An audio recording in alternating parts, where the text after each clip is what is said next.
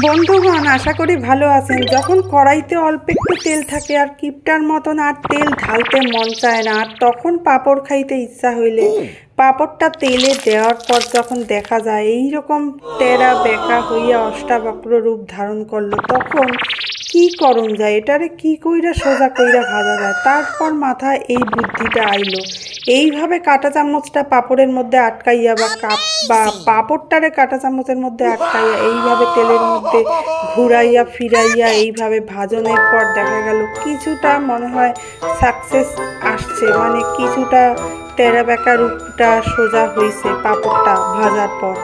তো এবার কম্পেয়ার কইরা দেখা যাক কীরকম হইল না, দুটোর মধ্যে আপনারা তুলনা কইরা দেখেন কি মনে হয়।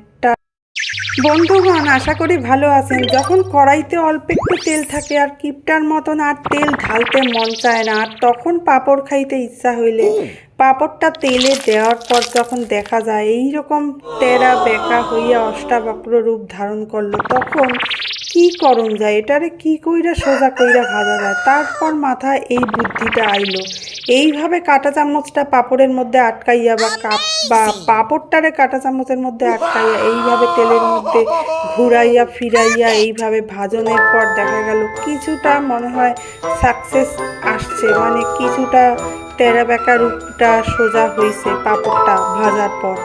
তো এবার কম্পেয়ার কইরা দেখা যাক কীরকম হইল না, দুটোর মধ্যে আপনারা তুলনা কইরা দেখেন কি মনে হয়। বন্ধুগণ, আশা করি ভালো আছেন। যখন কড়াইতে অল্প একটু তেল থাকে আর কিপটার মতন আর তেল ঢালতে মন চায় না, আর তখন পাঁপড় খাইতে ইচ্ছা হইলে পাঁপড়টা তেলে দেওয়ার পর যখন দেখা যায় এই রকম তেরা বেঁকা হইয়া অষ্টাবক্র রূপ ধারণ করলো, তখন কি করণ যায়, এটারে কি কইরা সোজা কইরা ভাজা যায়। তারপর মাথায় এই বুদ্ধিটা আইলো, এইভাবে কাঁটা চামচটা পাঁপড়ের মধ্যে আটকাইয়া বা পাঁপড়টারে কাঁটা চামচের মধ্যে আটকাইয়া এইভাবে তেলের মধ্যে ঘুরাইয়া ফিরাইয়া এইভাবে ভাজনের পর দেখা গেল কিছুটা মনে হয় সাকসেস আসছে, মানে কিছুটা তেরা বেঁকা রূপটা সোজা হইছে পাঁপড়টা ভাজার পর।